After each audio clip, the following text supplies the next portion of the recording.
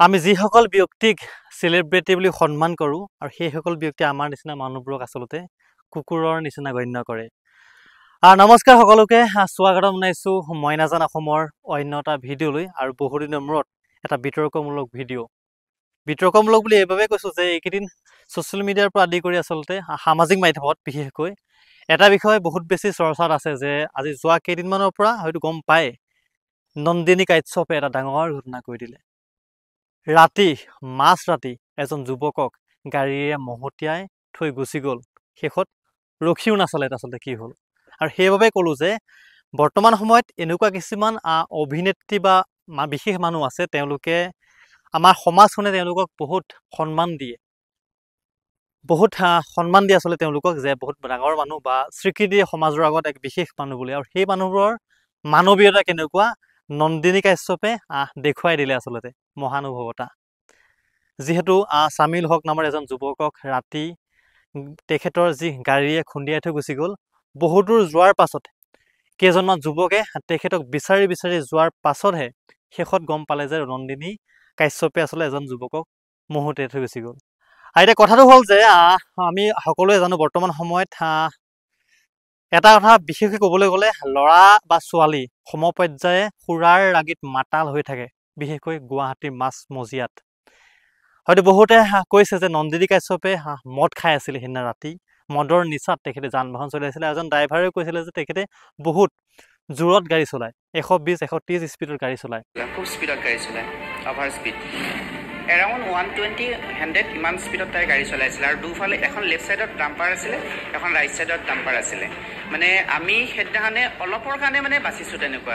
আৰু সেই যুৱকজনে আচলতে ক'লে যে নন্দিনী কাশ্যপে বহুত জোৰত গাড়ী চলাই, তেখেতৰ বাৰে বাৰে মানাও কৰিছিলে কিছুদিন আগত।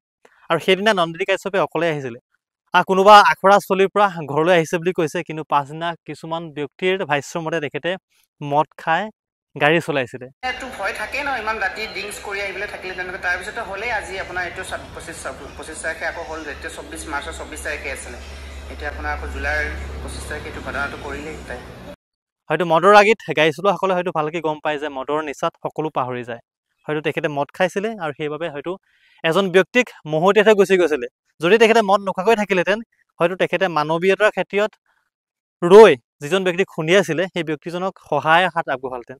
তেখেতে ভাবিছিলে মই অকলে আহিছোঁ, ৰাস্তাত তেখেত অকলেই আছে, খুন্দিয়ালো হৈ গ'ল, মই বাচি যাম, সাৰি যাম বুলি কৈছিলে। যিহেতু মদ খালে কনফিডেঞ্চ অভাৰ কনফিডেঞ্চত মানুহবোৰ থাকে, হয়তো নাখাবও পাৰে। কিন্তু মই মোৰ মনৰ পৰাই কথাখিনি কৈছোঁ। হয়তো বহুতে কৈছে যে তেখেতে মদ খাই আছিলে আৰু মদৰ সুৰাৰ ৰাগীত গাড়ী চলাইছিলে আৰু 100+, 120-130 স্পীডত তেখেতে গাড়ী চলাইছিলে। আৰু তেখেতে গাড়ীৰ খুন্দাত চামিল হক নামৰ এজন যুৱক আহত হৈছিলে, শেষত মৃত্যুৰ কবলত পৰিলে। চিকিৎসালয়লৈ গৈছিলে কিন্তু তেখেতে চিকিৎসকেও বচাব নোৱাৰিলে। এতিয়া কথাটো হ'ল বহুতে এতিয়া কমেণ্ট কৰিব যে বহুতে জানে যে কোনেও জানি বুজি দুৰ্ঘটনা বা এক্সিডেণ্ট নকৰে। কথাটো হয়, জানি বুজি কোনেও এক্সিডেণ্ট নকৰে। ঠিক সেইদৰে নন্দিনী কাশ্যপেও আচলতে সেইটো কথা প্ৰকাশ কৰিলে যে তেখেতে কোনো প্ৰি প্লেনিঙত তেখেতক খুন্দিওৱা নাই, হয়তো তেখেতক চিনি নাপায় বুলি ক'লে।